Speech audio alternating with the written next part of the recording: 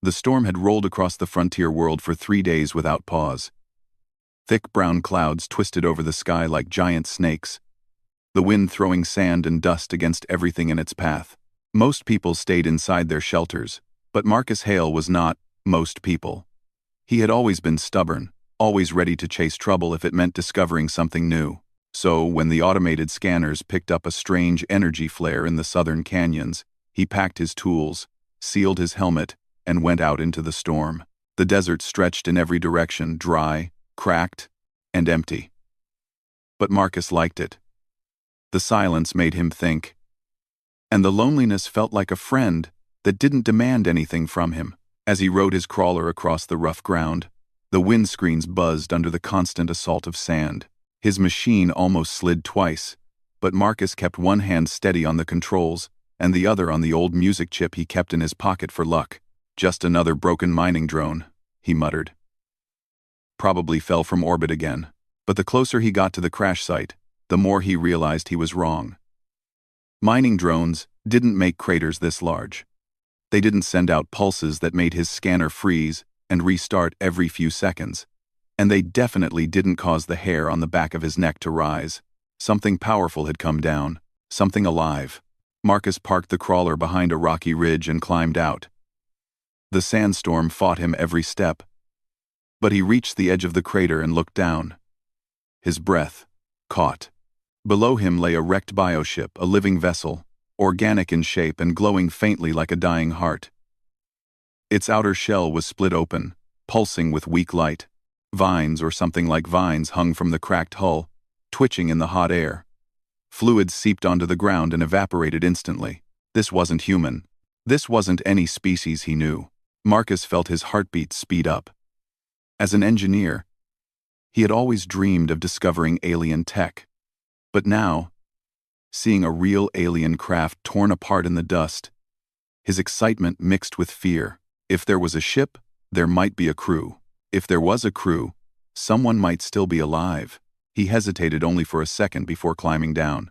Inside the broken hull, the air was thick with a strange metallic smell. The walls were soft, almost like muscle tissue, and the lights that flickered inside them reminded Marcus of dimming fireflies. He held a beam lamp in one hand and his pulse detector in the other. The detector beeped. Once, twice, steady, slow, alive. "Hello?" Marcus called out, though he knew any alien inside would not understand him. "I'm here to help. I'm not a threat." His voice echoed strangely, as if the walls absorbed sound and released it a moment later. He followed the direction of the detector until he reached a collapsed section of the ship. Under broken layers of organic material, under ribs made of something like crystal, Marcus spotted movement, a faint glow, a trembling breath. He pushed debris aside, careful not to damage anything living, and finally revealed the source of the signal. It was a woman-shaped alien, but clearly not human. Her skin shimmered like silver-blue metal.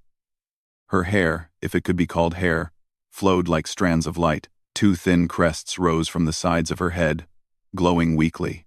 She wore armor that seemed grown rather than built, and it was cracked and leaking some kind of luminous fluid. She looked fragile, yet regal.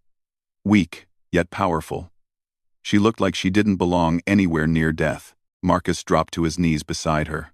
Hey, can you hear me?" Her eyes opened. They were large, pure gold, and filled with confusion. She stared at him for a long moment, then tried to rise. Her limbs shook.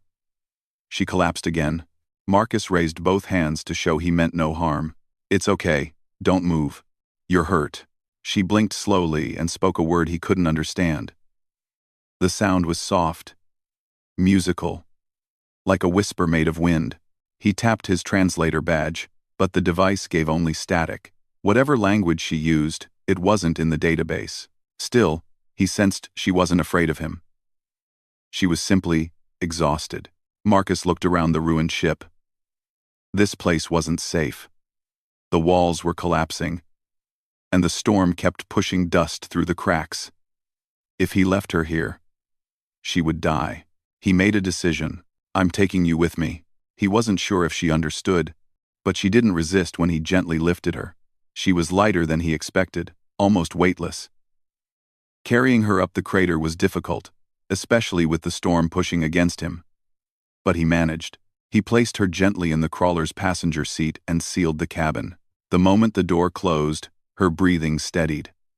The ship inside the crawler felt warm, quiet, almost peaceful. Marcus removed his helmet and checked her condition again. She lay still, but her eyes remained half open, watching him with a kind of quiet curiosity.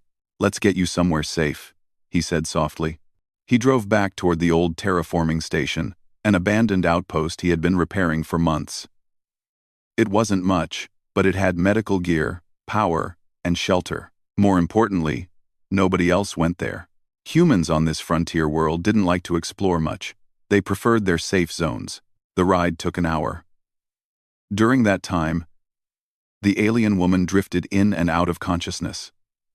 Twice she tried to speak, but no sound came out. Marcus kept his voice calm and gentle, hoping she could at least understand tone if not words. When the crawler finally reached the station, the storm had calmed a little. Marcus carried her inside, careful not to jostle her too much. He laid her on a medbed and quickly activated the diagnostic tools.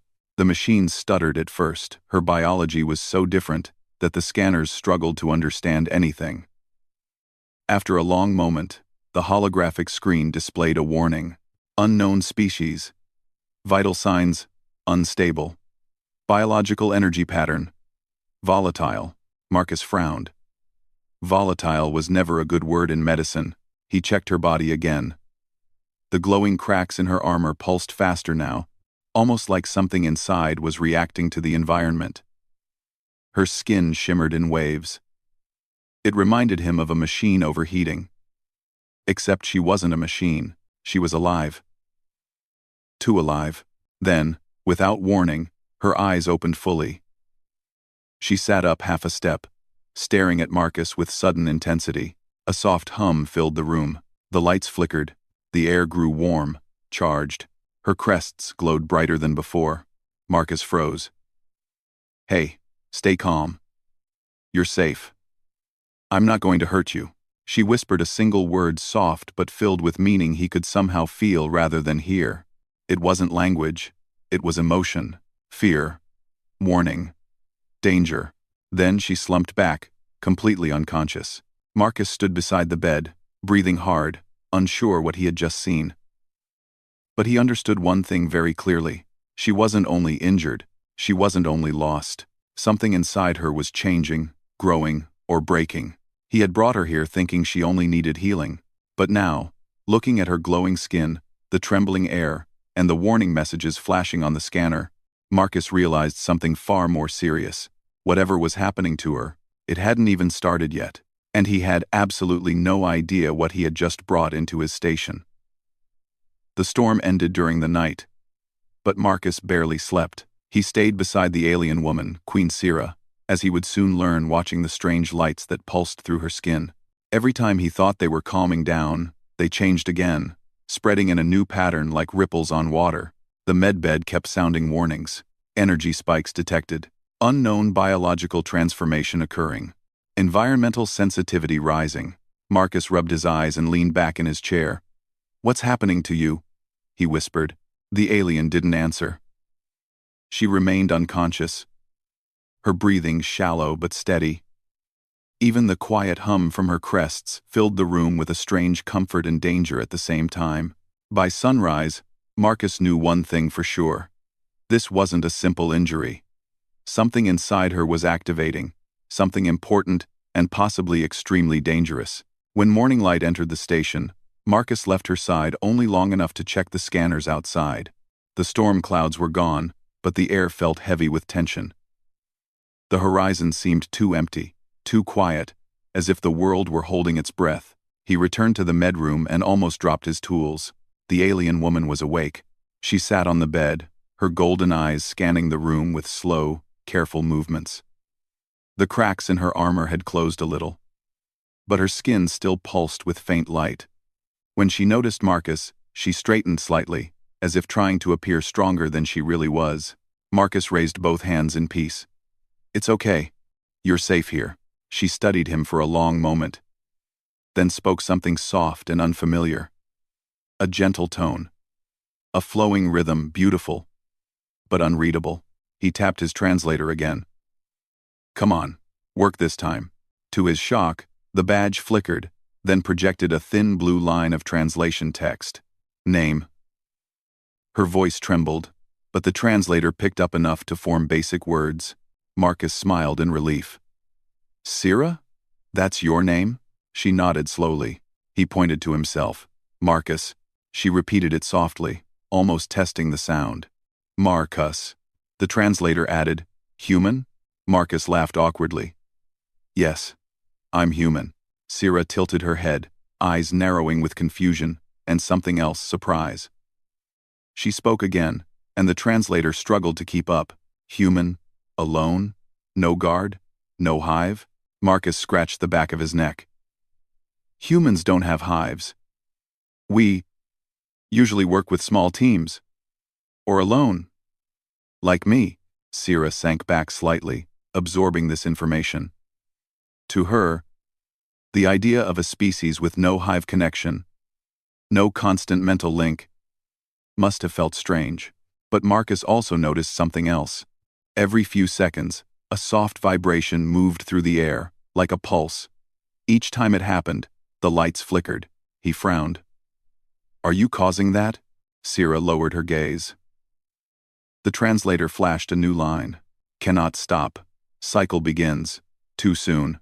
Marcus leaned forward. Cycle? What cycle? Sira hesitated. Her fingers closed around the edge of the medbed. When she spoke, her words made little sense at first. But the translator pieced together simple meaning. Queen must produce seed cores for future hives during season, but season dangerous. Pulses escape. Enemies here. Marcus stiffened. Enemies? Sira nodded again, her eyes filled with exhaustion and fear. Machines hunt queens, use seed cores to build false hives. Deadly. Marcus swallowed hard. So her breeding season wasn't about romance or anything like that. It was a biological phase where she created the cores needed to keep her species alive. And these pulses, these signals were like a beacon across space. A beacon calling her enemies. Marcus stood suddenly and rushed to the station's scanner panel. He tapped several commands, checking long-range readings. At first, everything looked normal. Then one screen flashed red. Unidentified energy signature. Moving fast. Not human. Marcus's eyes widened. Sira, someone's coming. The alien queen closed her eyes in pain as another pulse moved through her body, lighting her skin. The medbed lights flickered again on, off, on, off. Marcus grabbed the edge of the console. Your pulses, they're like a signal flare. Whoever is out there, they're coming straight toward us. Sira forced herself to sit upright. Her voice came out weak but clear enough for the translator. Must hide, must protect seed cores. If machines take them, many worlds fall. Marcus stared at her glowing crests. She looked fragile, drained, and in no condition to fight. And yet she was a queen, a leader, someone carrying the future of an entire species. He stepped closer. I won't let anything happen to you. Sira looked at him with confusion again. Why help? Alone human? No gain, no hive duty. Marcus shrugged. You needed help. That's all. Sira stared at him for a long moment, searching his face as if trying to understand how a being with no hive mind could act with such certainty. Before she could speak, the scanner beeped again. Distance, 7,000 meters. Approach speed, high. Marcus cursed under his breath. We don't have much time. He rushed around the station, checking the doors, windows, power lines, and barriers. The terraforming outpost was old, but Marcus had repaired most of it months ago. Still, it wasn't a fortress. One strong enemy could break through easily. Sira tried to stand, but her legs buckled. Marcus caught her before she fell. Easy, he said. You're weak. She shook her head. Cannot stay weak. Seed cores forming. Need quiet. Need safety. Need time. Marcus helped her sit again. Then I'll give you time. The scanner beeped louder. Distance, 5,000 meters. The approaching signal wasn't subtle. It was more like a burning torch moving across the desert straight toward them. Sira reached out and touched his arm lightly. Her skin felt warm, but her fingers trembled. Machines. They never stop. They smell queens. Follow pulses until capture. If captured, they break mind. Marcus clenched his teeth. Not happening. Not while I'm here. Sira stared at him with something new: respect. Maybe even trust. Another pulse surged through her body. Her crests glowed bright gold, and a wave of heat filled the room. The lights flickered violently. The medbed hummed, nearly shutting down. Marcus steadied himself. Is it going to get worse? The translator hesitated, then displayed her answer. Yes, Marcus sighed. Great. He checked the scanner again. Distance, 3,000 meters. The target was close and moving faster. Marcus grabbed his toolkit. He didn't have weapons. This was a science outpost. Not a military base, but he had something almost as good. Old terraforming equipment. Huge machines designed to change weather, pressure, soil chemistry, and air density. Dangerous machines. Machines Marcus knew how to modify. He ran outside and pulled a dusty tarp off a large device.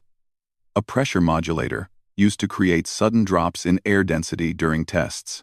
If modified, it could create a short but powerful atmospheric shockwave, the kind that could knock flying objects out of the sky. Sira watched him from the doorway, holding onto the frame to stay upright. Marcus, she whispered. He turned to her. I've got a plan. Not a perfect one, but better than doing nothing. Her golden eyes glowed faintly. She nodded, trusting him more than she understood. Marcus worked fast, rewiring circuits, rerouting power, adjusting old valves. The machine roared to life, shaking the ground.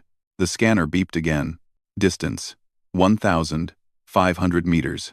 Incoming directly overhead. Marcus shouted. Sira, get back inside. She stumbled into the med room just as a shadow passed over the station. A sleek, angular drone flew above them, scanning the ground with bright red beams. It circled once, twice, then locked onto the station roof. Marcus wiped sweat from his forehead. Showtime.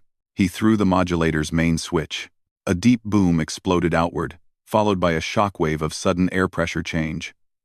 Sand lifted off the ground in a giant spiral, and the drone jerked violently.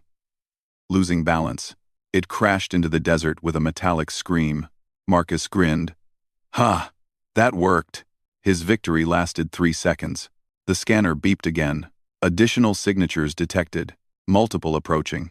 Many. Marcus's smile faded. Oh no. Sira whispered from behind him. Not one hunter. A whole swarm. Marcus slowly turned toward her. Looks like we're going to need more than one machine. Sira met his eyes, her crests glowing brighter than ever. Then, human. Must be ready. Cycle rising. I cannot fight. You must hold them back. Marcus took a deep breath. Well then, he said, grabbing his tools again. Let's show the universe what one human can do. The ground trembled long before the machines appeared. Marcus could feel the vibrations through the metal floor of the station, steady, cold, and unnatural. They weren't footsteps. They weren't engines. They were something else entirely. They were hunters, moving together with perfect rhythm. Sira lay in the med room, her breathing uneven. Each time a new pulse surged through her body. The lights flickered, and the machines buzzed in distress. She tried to keep her crests dim, but the cycle inside her was rising fast. Marcus knew she didn't have the strength to move, let alone fight. We have to hold them back, he said softly, though she was half unconscious. Even weak, Sira responded. Her voice was barely a whisper. You fight. I guide. Marcus nodded, even though he wasn't sure what she meant. But right now, he couldn't think about that. He had to prepare. He ran through the station, checking every tool and machine he had repaired over the past months. The place wasn't built for war. But Marcus had always been good at making old machines do new things. If he could think faster than the enemy, maybe, just maybe, they had a chance. Outside, the horizon glowed faintly. Shadows moved in the distance, shapes that didn't walk but glided, like metal creatures sliding over the earth without touching it. Marcus swallowed hard. Here we go. The first wave arrived silently. 3 hunter drones rose from the ridge like dark birds. Their bodies were sharp, shaped like long triangles with glowing red cores. They hovered in the air, scanning the ground with thin beams that cut through dust and light with ease. Marcus didn't wait. He had already positioned 2 terraforming compressors near the entrance, old machines designed to blast air into the soil. With a few adjustments, they now fired short-range bursts of compressed particles. He hit the switch. Both compressors fired at once. A fast, invisible wave slammed into the drones. One crashed instantly, its core flickering out. The other 2 spun wildly, trying to balance themselves. Marcus grinned. Let's test the recoil settings. Before the drones recovered, he fired again. The second shot hit both of them head-on. One burst like a shattered light bulb. The last crashed into the ground, legs snapping like thin metal twigs. But before Marcus could celebrate, the scanner inside the station beeped with urgency. Multiple signatures approaching. 20, 30, many. Marcus froze. 30? You're kidding me. The ground shook again. Larger shapes moved over the horizon, tall machines with long limbs and spinning sensor heads. They looked like giant insects made of cold steel. Each step made the desert rumble. Marcus ran back inside, breath fast, heart pounding. He needed more than terraforming tools to handle this many attackers. He rushed toward Sira. Her eyes were half open, glowing faint gold. Her skin pulsed with energy, and the air around her shimmered with heat. Sira, the machines there are more coming. A lot more. Her voice trembled. Cycle. Peak soon. Cannot stop pulses. They will keep coming until I finish, or until I die. Marcus clenched his jaw. Well, you're finishing. Not dying. Her gaze softened for a moment. Even in pain, she tried to speak clearly. Machines predictable, hive minds simple, follow patterns. Humans, not follow pattern. Marcus blinked. Meaning? Slowly, Sira lifted a hand and touched the side of his helmet. A faint spark passed from her skin into him, a gentle, warm connection. Not painful, not controlling, just sharing. The translator displayed new text. Your mind, different, many paths, no single thought, can help me calculate. Together, strong. Marcus wasn't sure what she meant, but he felt something strange, like her thoughts were brushing against his own, not reading them, not invading them, just touching them lightly. Testing the shape of a human mind, her crests glowed brighter. I give you pattern map. You choose random paths. Machines cannot predict. Marcus let out a shaky breath. So you give me the knowledge, and I make the chaos? Sira gave the smallest smile. Yes. Marcus took her hand. Then let's do it. A warm wave passed between them. For a moment, Marcus felt a flood of images, maps, movement patterns, machine behaviors, attack formations. His mind almost buckled under the pressure. But Sira pulled back quickly, giving him only a little at a time, enough to understand, enough to act. Outside, the ground shuddered again. The second wave had arrived. Marcus raced to the central control room. He had 30 old machines he'd repaired over the past months: soil churners, air filters, water purifiers, pressure testers, wind shapers. None of them were weapons. But in the hands of a human with alien tactical data and a mind full of unpredictable thoughts, they could become something else entirely. He activated the station network. Screens lit up like a dozen eyes opening at once. All right, old friends, Marcus muttered. Let's do something you were never built to do. He typed quickly, rerouting power from one system to another, connecting weather controllers with water systems, linking pressure chambers with dust collectors. Sira's maps helped him understand machine behavior, but his human instinct helped him predict where the enemy would move next. Outside, the 30 hunters spread out, forming a perfect circle around the station. Their movements were too smooth, too synchronized. Marcus smirked. Predictable, just like she said. He activated the first trap. A soil churner burst open, shooting a fountain of wet earth into the air. The hunters didn't react. They moved straight through the cloud. Their sensors blocked for only a second, but 1 second was enough. The pressure modulator fired from the right, slamming the confused hunters sideways. Marcus immediately triggered the water purifier, sending a blast of superheated vapor through the dust. The vapor hit the cold air, creating a sudden fog. Hunters didn't like fog. They froze, recalculating, their sensors struggling. Marcus kept moving. He activated every machine, every system randomly, unpredictably. Dust storm from the left. Heat burst from the right. Sudden light flash from above. Random noise from underground. The hunters spun in circles, unable to form a strategy. Their hive minds expected order, patterns, predictable enemies. Marcus gave them chaos. "Come on," he shouted. "You want the queen? You're going to have to deal with me first." The machines shot blindly, lasers carving holes in the sand but never hitting the station. Marcus's plan worked until the ground went still. Too still. He checked the scanner. A massive red signal appeared. Primary hunter unit detected. Class: Dread machine. Marcus felt cold spread through his chest. A dread machine? Already? Dread machines were large, intelligent, stronger than all the smaller hunters combined. Marcus swallowed. "Sira, we might have a problem."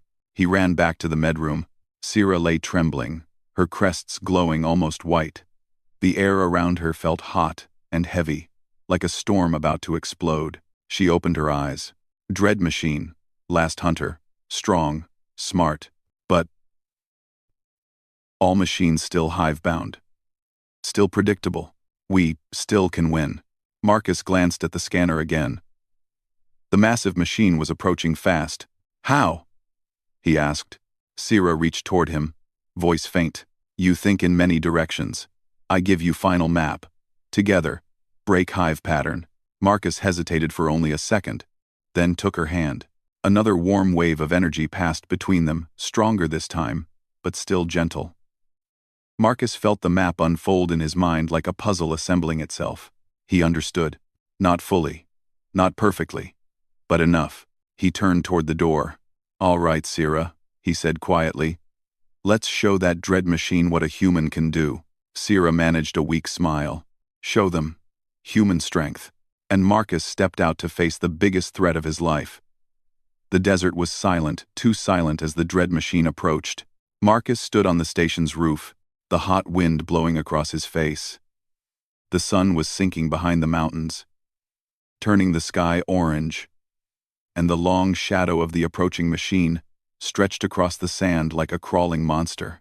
The smaller hunter units were gone, either broken or scattered by his traps. But the dread machine did not care.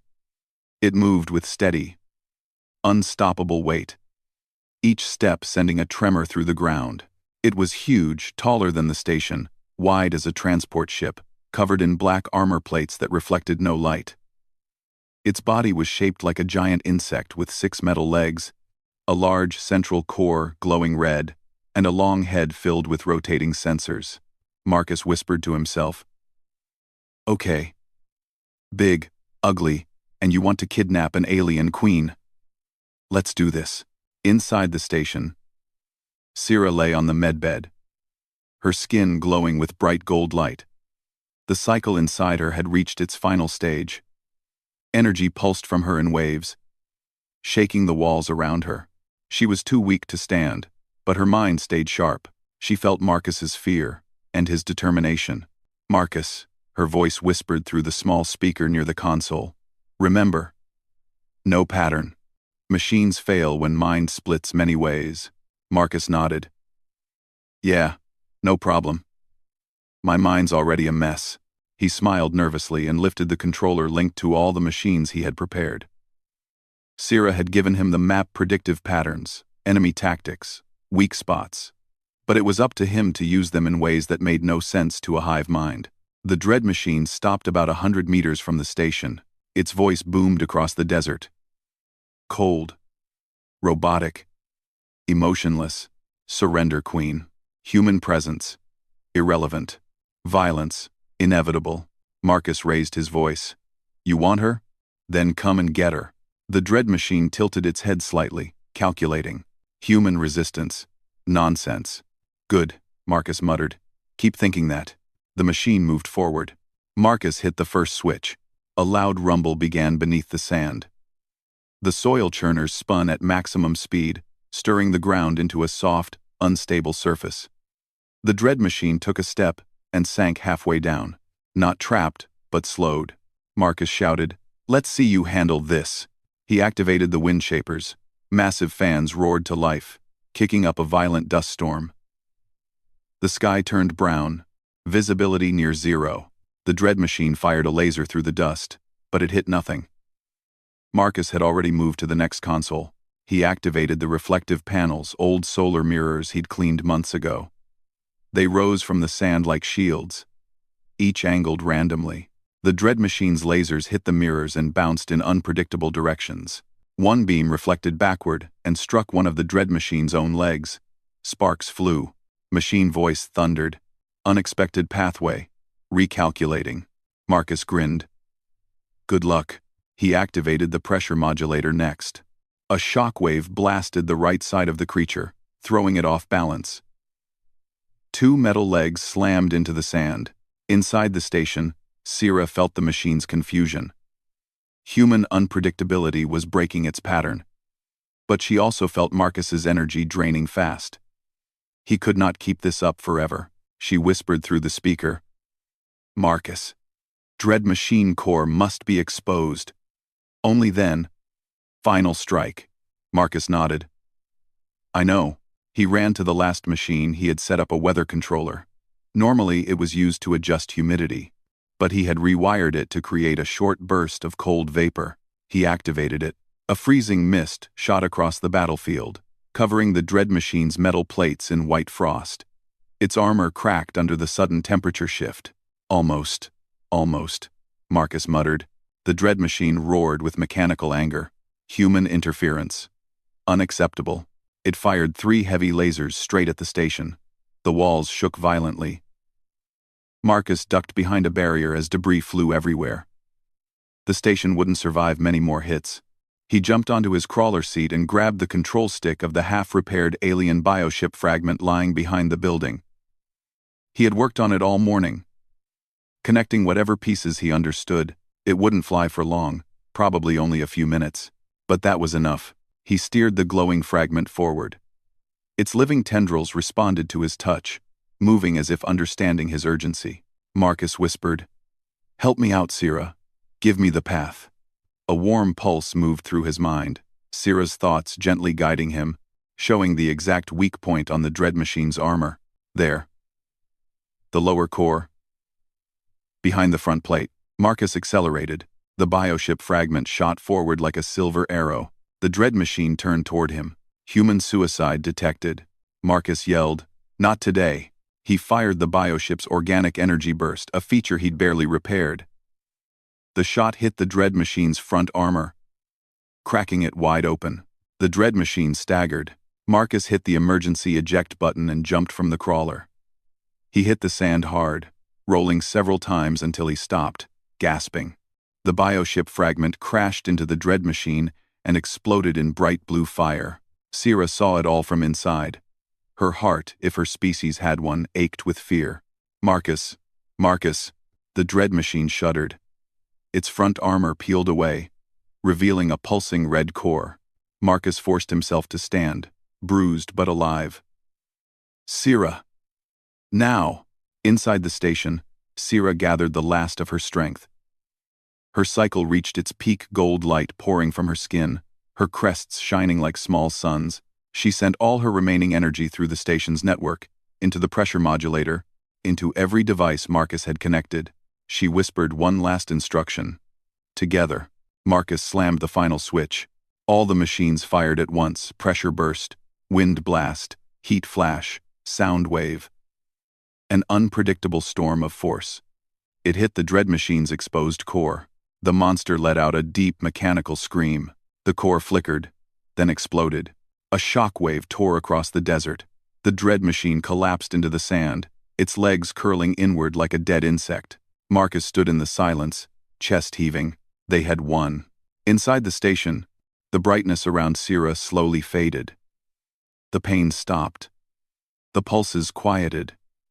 She breathed easily for the first time in days. And beside her, 6 small glowing orbs floated gently in the air, her completed seed cores, the heart of future thrill hives. Safe, untouched, hers to protect, Marcus limped into the room, covered in sand and bruises. Sira's eyes filled with calm relief. "Marcus, you lived," he smiled tiredly. "Told you. Hard to kill a human." She attempted to sit up. Her voice was weak but full of pride. "You saved me. You saved future hives. Machines feared you because you think beyond lines. Humans, stronger than we believed." Marcus waved a hand. "It's nothing. I just did what I could." Sira shook her head. "Not nothing. Honor. Courage. Chaos." She touched his hand gently. "Human and thrill. Allies now." Marcus chuckled softly. "Allies. Huh? Sounds good."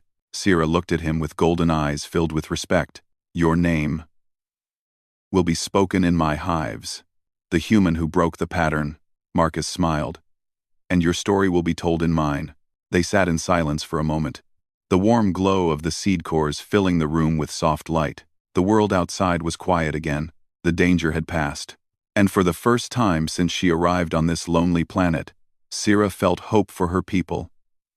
And for the strange, unpredictable species called humans. Humanity had earned a queen's gratitude, and a new friendship among the stars.